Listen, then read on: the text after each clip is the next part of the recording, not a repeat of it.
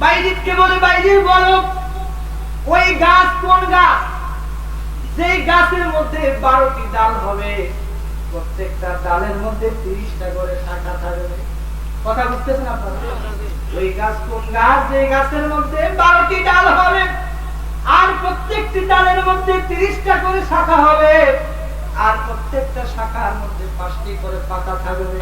হযরত বাইজিদ বুস্তামি বলে, তোমরা রেডি হয়ে যাও মুসলমান হওয়ার জন্য, কারণ গায়বী ভাবে এই প্রশ্ন আমার অন্তরে ইলহাম করেছে আল্লাহ। ওই গাছ কোন গাছ? বাইজিদ বুস্তামি বলে এই গাছ হলো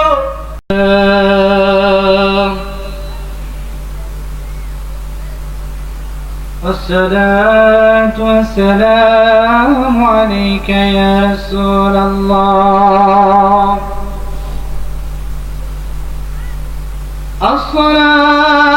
الصلاة والسلام عليك يا رسول الله.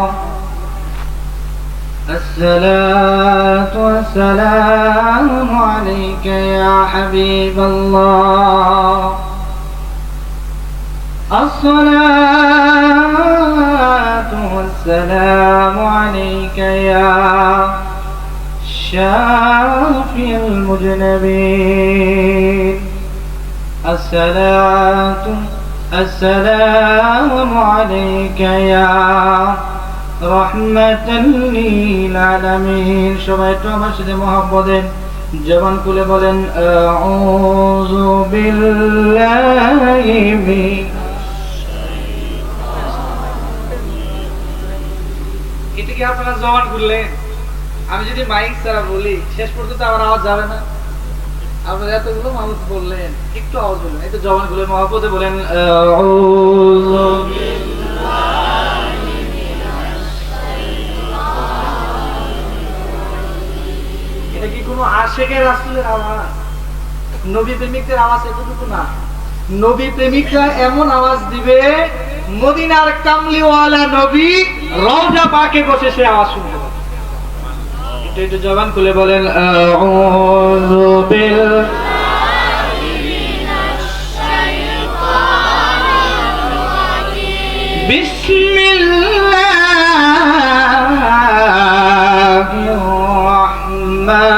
রাহমানির রাহিম। ইন্নাল্লাহা ওয়া মালাইকাতাহু يصلون على النبي يا أيها الذين آمنوا صلوا عليه وسلموا تسليما.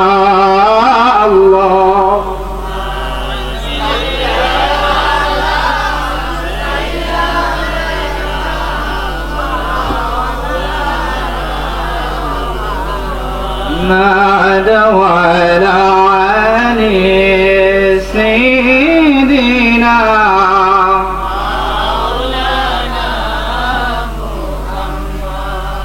মিশকাত শরীফের প্রথম নম্বর খণ্ড, বাবু ফাদাইলিস সালাতি আলান নবী।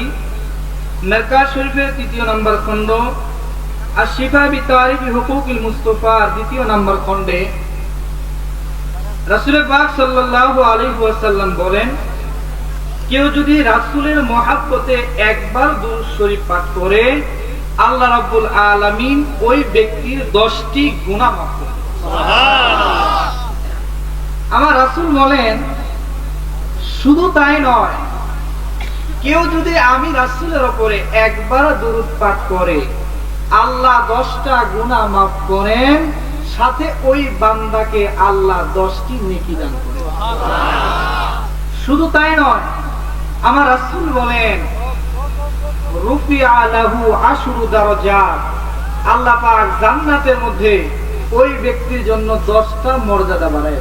সুবহানাল্লাহ। আমার রাসূলের নামে দুরূদ শরীফ পড়লে এতটুকুই নয়, আমার রাসূল বলেন 10টা জিন্দেগীর গুনাহ মাফ হয়, 10টা নেকি দান করা হয়, জান্নাতে 10টি মর্যাদা দেওয়া হয়। শুধু তাই নয়, সাল্লাল্লাহু আলাইহি আশারা সালাওয়াত, কেউ যদি নবীর নামে একবার দুরূদ শরীফ পাঠ করে, স্বয়ং আল্লাহ ওই বান্দার উপর 10 বার দুরূদ শরীফ পাঠ করে।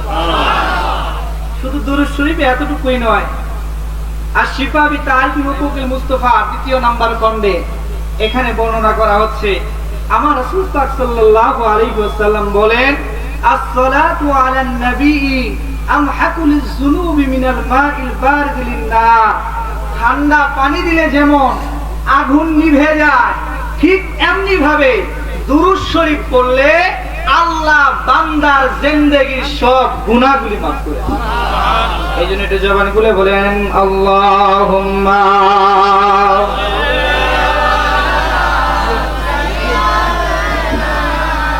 মাওলানা মুহাম্মাদ ওয়া আলা আলি সাইয়্যিদিনা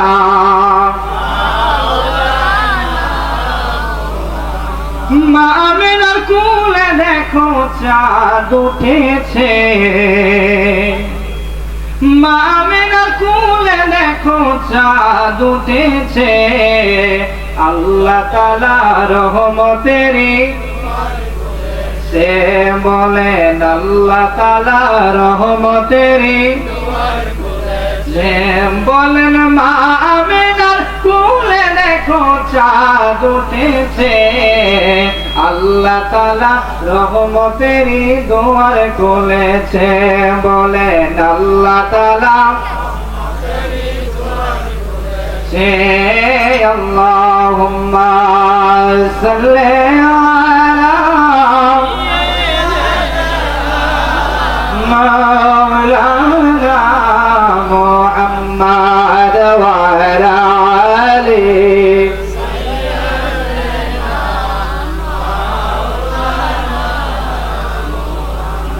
ইয়া নবী সালাম আলাইকা ইয়া রাসূল সালাম ইয়া হাবিব সালাম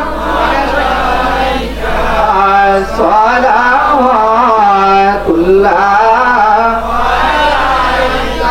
ওয়াসতা আলে নবী কা সদকায়ে খৈরুন নিসা কা और शहीद करबला का गम ना हो रोज़े ज़ज़ा का या नबी सलाम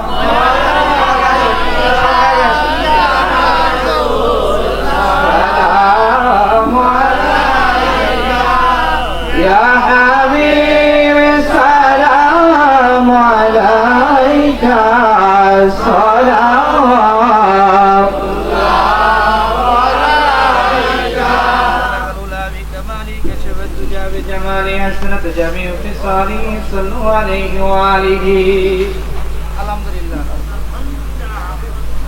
পশ্চিম গজারিপাড়া নূরে মদিনা নুরানি হাফিজিয়া সুন্নি মাদ্রাসার উদ্যোগে আয়োজিত আজকের এই ৫ম বার্ষিকী ওয়াজ মাহফিলে সভাপতিত্ব করবেন জনাব এস.এম. রুকনুজ্জামান সাহেব। সভাপতি হিসেবে আছেন জনাব মোহাম্মদ ওয়াজ করুণী মিন্টু। প্রধান অতিথি হিসেবে থাকবেন জনাব মোহাম্মদ মাহমুদুল হক রুবেল সাহেব। আজকের এই মাহফিলে প্রধান বক্তা হিসেবে থাকবেন হযরত মাওলানা মুফতি তরিকুল ইসলাম গুলাব আল কাদরি সাহেব।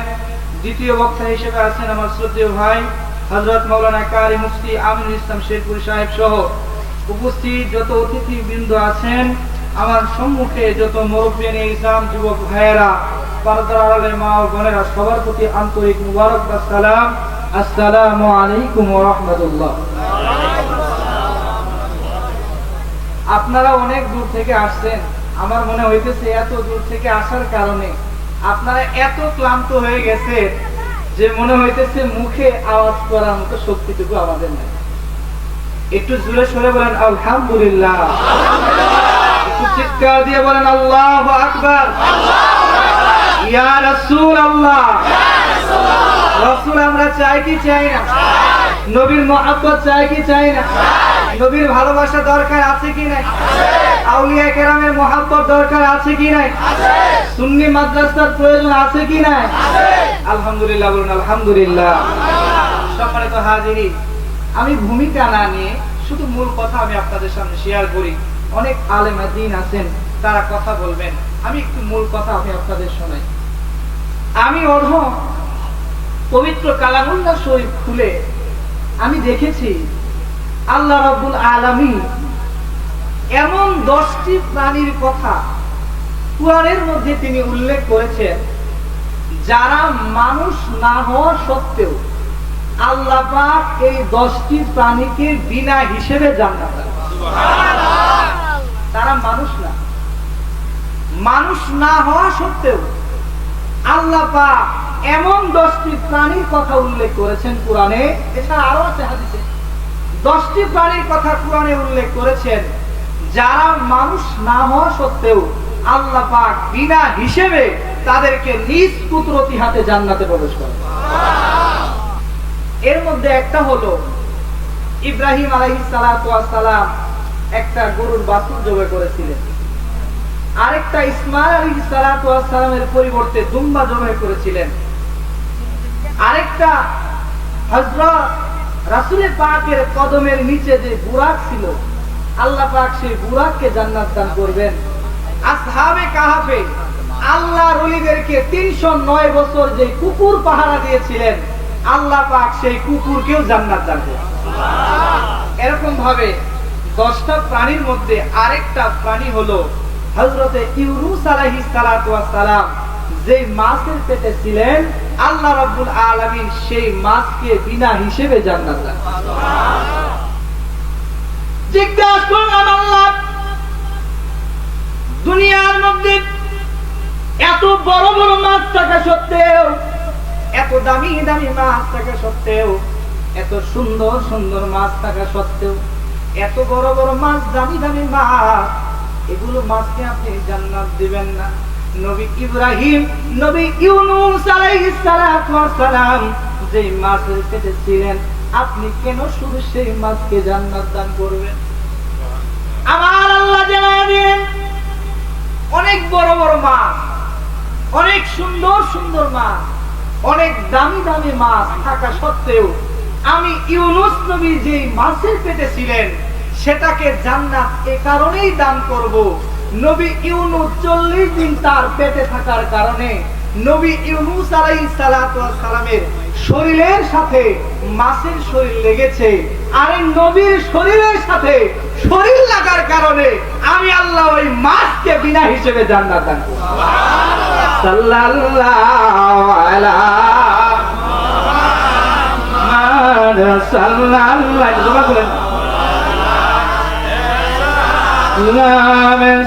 সাল্লাল্লাহু আলা মুহাম্মাদ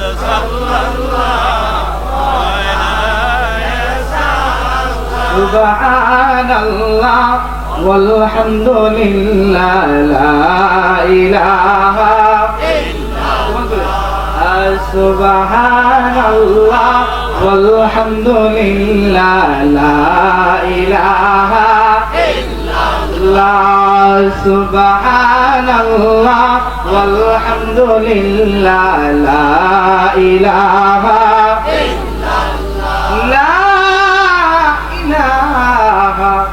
ইল্লাল্লাহ মুহাম্মাদুর রাসূলুল্লাহ।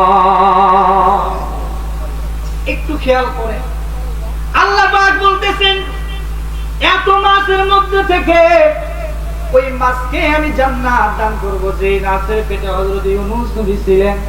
তার অন্য কোনো কারণ নয়, নবীর শরীরের সাথে শরীর লাগার কারণে, নবীর শরীরের বরকতে আমি আল্লাহ মাছকে বিনা হিসেবে জান্নাত দান করব। ইউনূস নবী যেই নবীর উসিলায় নবুয়ত পেয়েছেন, যেই নবীর উসিলায় নবী হয়েছেন, শুধু ইউনূস নবী নয়, সমস্ত নবীরা যার ওসিয়ায় নবী হয়েছেন। আখির যুগের নবী আমার হাদিসের মধ্যে আসে, শুধু ইউনূস নবী নয়, সমস্ত নবীর নবী যিনি, যার ওসিলায় সমস্ত নবীরা নবী হয়েছে। কেউ যদি ওই নবীর মহাব্বত নিয়ে কবরের মধ্যে যায়, জাহান্নামের সাধ্য নাই ওই বান্দার একটা শরীরের প্রশম পুরাইতে পারে। এই বিশ্বাস আপনাদের আছে?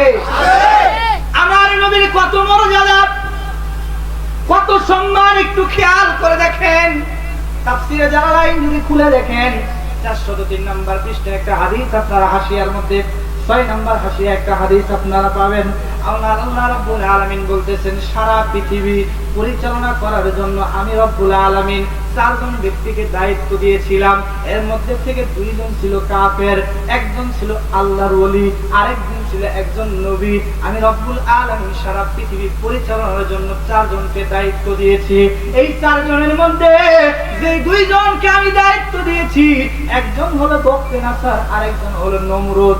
আল্লাহর ওলিদের মধ্যে থেকে জুলকারনাইন, আর আল্লাহর নবীদের মধ্যে থেকে আমি যাকে দিয়েছি তিনি হলেন হযরতে সুলাইমান আলাইহিস সালাম। আমি আল্লাহ পাক, তিনি সারা পৃথিবী রাজত্ব করতেন। আরে সুলাইমান নবী আল্লাহ পাক এত ক্ষমতা দিয়েছিলেন, পশুরা তার কথা শুনতো, পাখিরা তার কথা, আমার কথা খারাপ লাগতেছে? পাখিরা তার কথা শুনতো, মাছ তার কথা শুনতো, জিনেরা তার কথা শুনতো, সমস্ত সৃষ্টিকুল একমাত্র নবী সুলাইমানের কথা শুনতো। সুলাইমানকে জিজ্ঞাসা করা হলো, নবী সুলাইমান আপনার কথা সবাই কেন শুনে? সুলাইমান বলে, আমার হাতের দিকে তাকায় দেখো, একটা আংটি দেখা যায়, এই আংটি আমি পরিধান করলে সমস্ত সৃষ্টিকুল আমি নবী সুলাইমানের কথায় উঠা বসা করে। সুবহানাল্লাহ। জিজ্ঞাসা করা হলো, নবী সুলাইমান ওই আংটির মধ্যে কি এমন আছে যার কারণে মাছেরা কথা শুনে, পশুরা কথা শুনে, সব কথা শুনে? নবী সুলাইমান বলেন, এই আংটির মধ্যে অন্য কিছু নাই, এই আমার আংটির মধ্যে লেখা আছে লা ইলাহা ইল্লাল্লাহু মুহাম্মাদুর রাসূলুল্লাহ। সমস্ত সৃষ্টি একটা কারণে আমার কথা শুনে, আমার আংটির মধ্যে নবী মুহাম্মাদুর রাসূলুল্লাহ নাম থাকার কারণে। একটু চিৎকার দিয়ে বলুন ইয়া রাসূলুল্লাহ। নবী সুলাইমানকে আল্লাহ এত ক্ষমতা দিলেন, এমন একটা সিংহাসন আল্লাহ দিলেন যে সিংহাসন 1000 বছর চলতে পারে। সংক্ষেপে আমি আপনাদের ঘটনা একটু বলে দেই। নবী সুলাইমান আলাইহিস সালাতু ওয়াস সালাম বিশাল সিংহাসনের কথা আপনারা জানেন।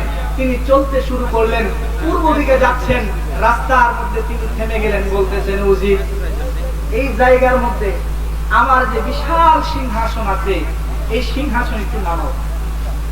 উজির বলতেছে, নবী সুলাইমান এই জায়গার মধ্যে তো সিংহাসন নামানো যাবে না, এই জায়গায় সিংহাসন নামানো যাবে না। কেন? বলতেছে, এই জায়গায় নামাইলে আমরা অসুস্থ হয়ে যাব। সুলাইমান বলতেছে, উজির রে এই জায়গার মধ্যে আমি নবী সুলাইমানের সিংহাসন নামাতে হবে। সুলাইমান আলাইহিস সালাতু ওয়াস সালামের সিংহাসন নামালে একটু গভীরে খেয়াল করেন, আমি কোন নবীর কথা বলছি? যেই নবী না হলে আল্লাহ কোনো কিছু সৃষ্টি করতেন না। নবী সুলাইমান বললেন, উজির এই জায়গার মধ্যে আমি সুলাইমানের সিংহাসন নামাতে হবে। উজির নবী সুলাইমানের কথা অনুযায়ী সিংহাসন নামালেন। অন্যান্য দিন নবী সুলাইমান সিংহাসন থেকে নামার সময় জমিনের মধ্যে পাটা আগে রাখেন, কিন্তু আজকে অবাক কাণ্ড, নবী সুলাইমান সিংহাসন থেকে নামার সময় পাটা জমিনে নয়, তিনি সিংহাসন থেকে হামাগুড়ি দিয়ে বসে পড়েছে। হামাগুড়ি দিয়ে বসেছেন। শুধু তাই না, উজির বলে, আমি খেয়াল করে দেখলাম নবী সুলাইমান শুধু হামাগুড়ি দিয়ে বসে পড়ে নাই, ওই জমিনের মধ্যে নবী সুলাইমান গড়াগড়ি খাওয়া শুরু করে দিলেন। শরীরের মধ্যে কাপড়ের মধ্যে ময়লা লাগাচ্ছেন। আমি উজির বললাম, নবী সুলাইমান এত বড় নবী হওয়া সত্ত্বেও আপনি কেন এই জমিনের মধ্যে হামাগুড়ি দিয়ে বসে পড়লেন? আপনি কেন জমিনের মধ্যে, এই শরীরের মধ্যে এই জমিনের মাটিগুলো লাগাচ্ছেন? নবী সুলাইমান দুটি চোখের পানি ছেড়ে দিয়ে বলে, উজির রে তুমি তো জানো না এই জায়গা সাধারণ কোনো জায়গা না, এই জায়গা ওই জায়গা, যেই জায়গা আখির যুগের নবী নবী মুহাম্মদুর রাসূলুল্লাহর পবিত্র রওজা হবে। ইয়া রাসূলুল্লাহ ইয়া হাবিবাল্লাহ ইয়া রাসূলুল্লাহ ইয়া হাবিবাল্লাহ আল্লাহ পাই যেন নবীজি আপনার দিদার মরণে যাতনা থাকিবে না আমার বিয়োগ দেখা গোলাম বলিয়া ইয়া রাসূলুল্লাহ ইয়া হাবিবাল্লাহ ইয়া রাসূলুল্লাহ ইয়া হাবিবাল্লাহ। আপনাদের কি খারাপ লাগতেছে? জোরে বলেন, খারাপ লাগতেছে? উজির বলতেছে নবী সুলাইমান আপনি এই জায়গার মধ্যে বসে পড়লেন হামাগুড়ি দিয়ে, আর 12 ভাই সেজদা করেছেন, এই 12 একটু চিৎকার দিয়ে বলুন ইয়া রাসূলুল্লাহ। এবার বাইজিদ বলতেছে, বাইজিদকে বলে বাইজিদ বলো ওই গাছ কোন গাছ? যে গাছের মধ্যে 12টি ডাল হবে, প্রত্যেকটা ডালের মধ্যে 30টা করে শাখা থাকবে। কথা বুঝতেছেন আপনারা?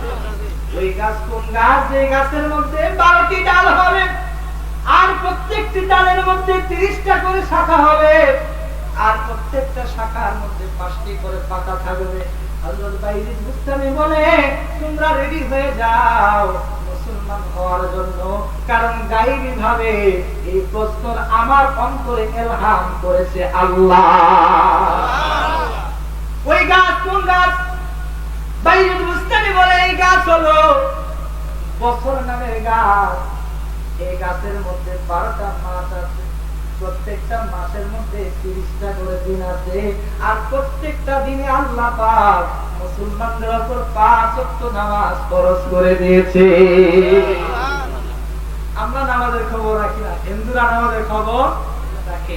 আমার রাসূল বলেন উম্মতে কারো বাড়ির সামনে যদি একটা নদী থাকে, দৈনিক যদি 5 বার গোসল করে তার শরীরে কোনো ময়লা থাকবে? আমার সাহাবা বলেন না, ময়লা থাকবে না।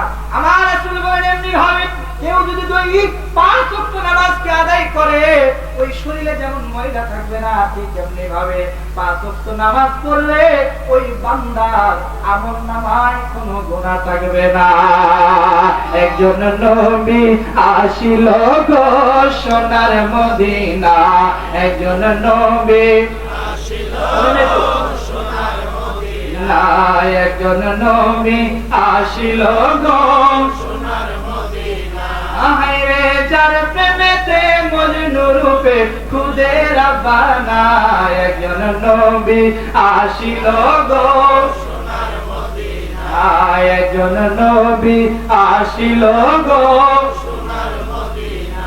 এবার বাইজিদ বলতেছে, ও বাইজিদ বলো ওই কবর কোন কবর? যে কবর এক জায়গা থেকে অন্য জায়গায় যাতায়াত করেছে, দৌড়াদৌড়ি করেছে। বাইজিদ বলতেছে এই কবর সাধারণ কোন কবর না, এই কবর হলো হযরত ইউনূস নবী যে মাছের পেটে 40 দিন ছিলেন, এই কবর হলো সেই কবর।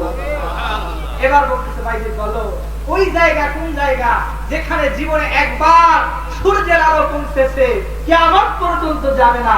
বাইজিদ বলতেছে এই জায়গার কথা আমি জানি, সুবহানাল্লাহ, এই কথা আমি জানি, কারণ জানিয়ে দিয়েছেন আল্লাহ, আমার অন্তরে ইলহাম হয়। বাইজিদ বুস্তামি বলে এই জায়গা হলো এই জায়গা ফিরাউন যখন মুসা নবীকে দৌড়ানি দিল, মুসা নবী যখন নীল পার হয়ে গেলেন, লাঠির আঘাত যখন করলেন 12টা নদী হয়ে গেল, মুসা নবী পার হয়ে গেলেন।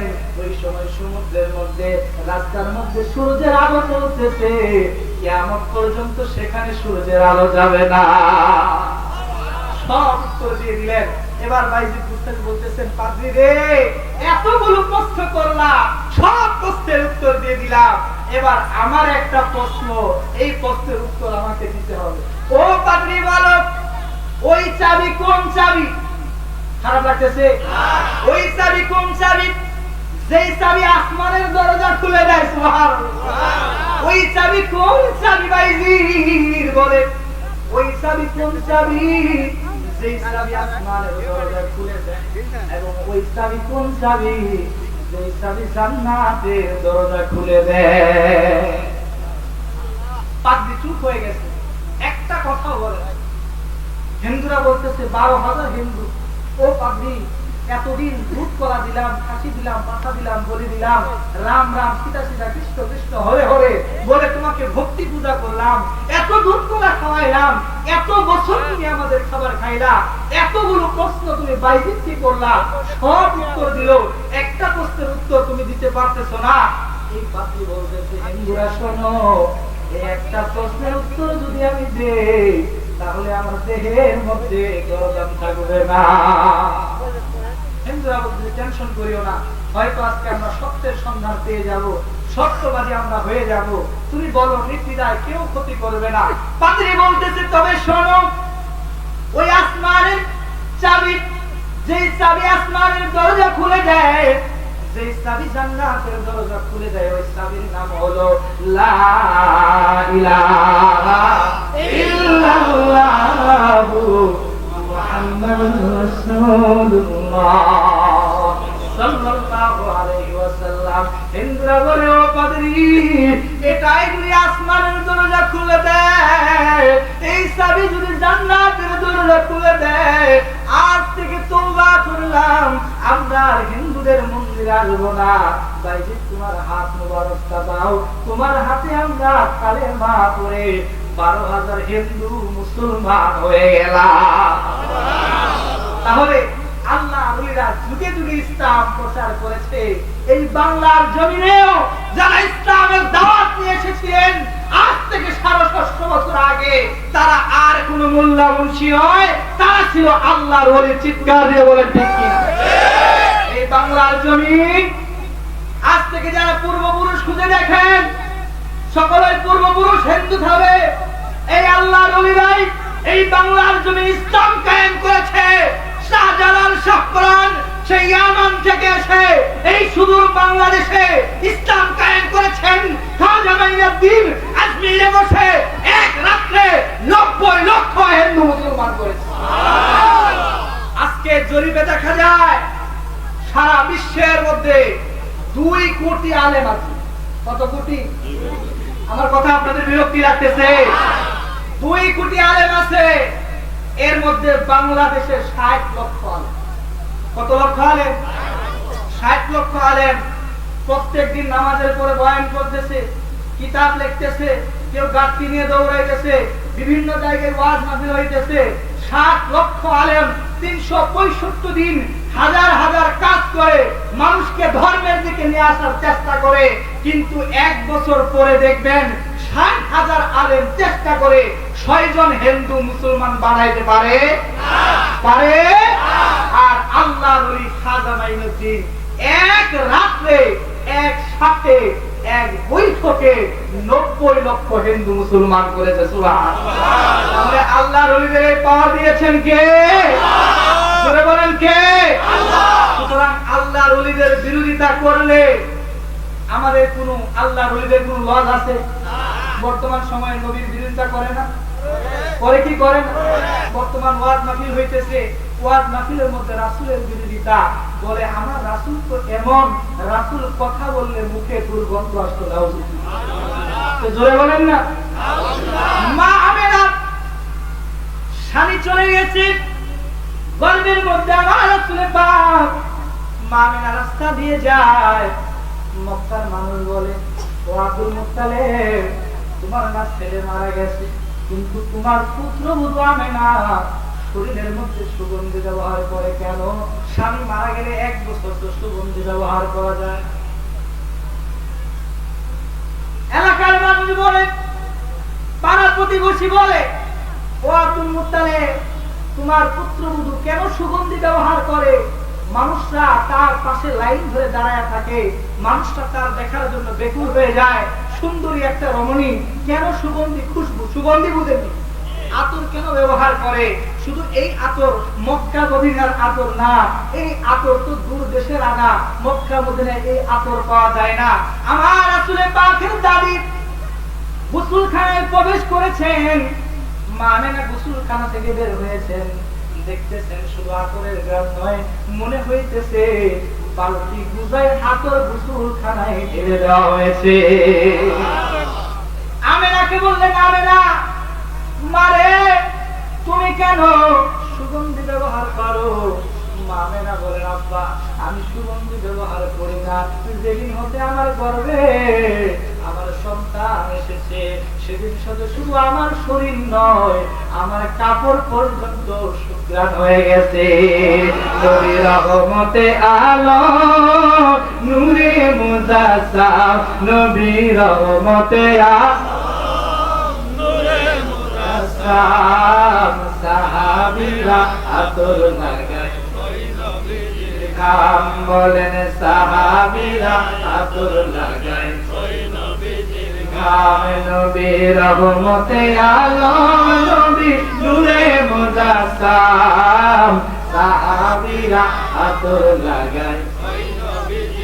সম্ভবত উম্মে ফাজল রাদিয়াল্লাহু তাআলা আনহু বলেন, আমার রাসূল যখন রাত্রির বেলা দুপুর বেলা ঘুমায় যাইতেন গরমের কারণে আমার শরীরের দেহ মুবারক রাসূলের পাকের শরীর থেকে ঘাম মুবারক বের হতো। আমরা সাহাবায়ে নাই রাসূলের ঘাম মুবারক শিশির মধ্যে কাচের বুট করে ভরে রাখতাম। আমার রাসূল বললেন, ও সাহাবারা তোমরা কেন আমার ঘাম মুবারক বোতলের মধ্যে ভরে রাখো? সাহাবা বলেন, রাসূল গো আমরা যখন কোথাও বেড়াতে যাই আপনার শরীরের ঘামগুলো আমাদের শরীরের মধ্যে লাগায়া যায়। আমার রাসূল বলে, কেন? মানুষ তো বুঝতে ব্যবহার করে।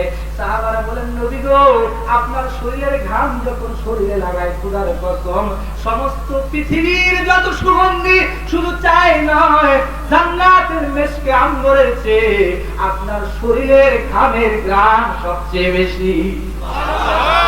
এমন নবীর কথা বলে আমার রাসূলের মুখ দিয়ে নাকি দুর্গন্ধ বের হতো। রাসূলের বিরোধিতা তারা করে, ওলিদের বিরোধিতা করে। আপনারা বলুন কিয়ামত পর্যন্ত নবী এবং ওলির বিরোধিতা করলে নবী এবং ওলিদের কোনো লস হবে না। সারা ময়মনসিংহের যত ডিমের দোকান আছে সমস্ত ডিমগুলি যদি আপনারা কিনে নিয়ে আসেন আর আনার পরে আপনারা ময়মনসিংহ বিল্ডিং এ ময়মনসিংহ ব্রিজের মধ্যে যদি সমস্ত ময়মনসিংহের মুরগির ডিম একটা একটা করে ভাঙেন, আপনারা বলেন ব্রিজ ভাঙবে না ডিম ভাঙবে? জোরে বলেন, ব্রিজ ভাঙবে না ডিম ভাঙবে?